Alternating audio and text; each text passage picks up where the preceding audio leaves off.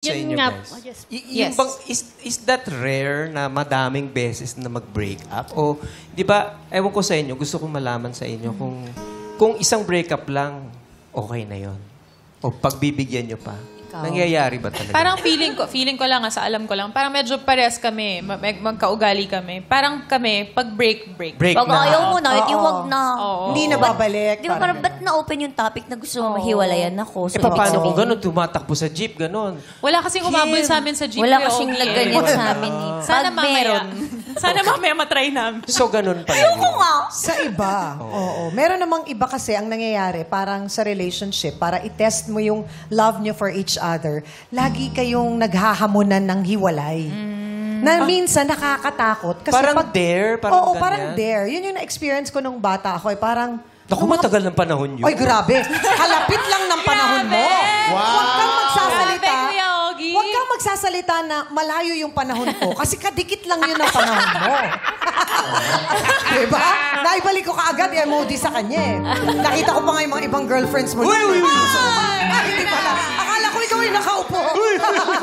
Akala ko ikaw ay nakaupo. Hindi, joke lang. Pero nung araw kasi ganun, parang nagpapasiklaban sa pag-dare Actually, may na. ibang girls, ganun Na ganun. yung pang-ano nila na Oo, kung konting sukatan. kibot, ayoko na, hiwalay na tayo. Tapos Tas gusto niya yung suyuin. wini-win back siya. Pero hindi nyo meant yun pag sinabi nyo gano'n.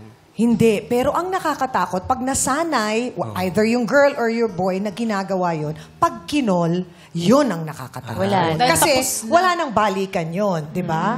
So, nung time na yun, nung Yun po. pang-apat, Ayoko na po talaga. kinol mo na. Opo, sabi ko ayoko na. Saka din po, nung time na nun, parang nawawala na rin po siya ng time dahil nga po nagpo-focus siya sa career niya. Kasi Though- nung medyo bata-bata kayo, cute-cute pa yung hiwalay, tas balikan, Ngayon, nagtatrabaho hiwalay, na sila balikan. eh. So ito, nag-mature na kayo. Mga ilang taon na kayo niyan? Ano na po to, noong 2022, so 23 na po. 2 years ago lang. 23 Abby, na. meron ba siyang sinabi sa'yo para makipagbalikan ka ulit? Opo. Anong sinabi niya sa'yo? Yun po, kasi since alam niya naman po na gusto ko nang mag-settle, ang sinabi niya po sa akin is magpo-propose daw po siya on the birthday niya ng the following year, 2023. May petsa pa. Opo. Sa birthday Sinabi niya? niya. Birthday niya po. Ba't di birthday mo? Mas special daw siya, Kuya. Yun nga eh. Sabi. So sinabi na niya kung ano yung plano niya. Yes po. Tapos, Oh my God. hindi niya ginawa? Hindi po. So, dumating ang birthday niya. Siyempre, naghanda ka. Oo, may cake. Mag-aayos ako, magbibihis ako, ganyan. Hindi na po, kasi hindi rin naman po siya umuwi ng Pampanga that time. Oh, hindi siya dumating at all.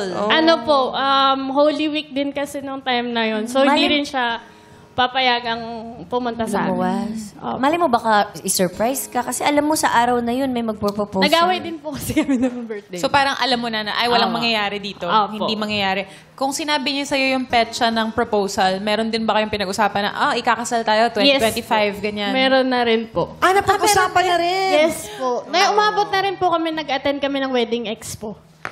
Wedding Expo. Wedding Expo. Yun yung parang mamimili kayo ng mga suppliers, Yes, po. ng pagkain, ng Kasama mga ko kayo dyan, giveaways. Ami. Yes, nandun kami. So, Kasama ko God. si Mama noon, nag-food tasting kami. kasama mo ba Siya pala ang presidente ng OPM, Oh Promise Me. Oh, promise me.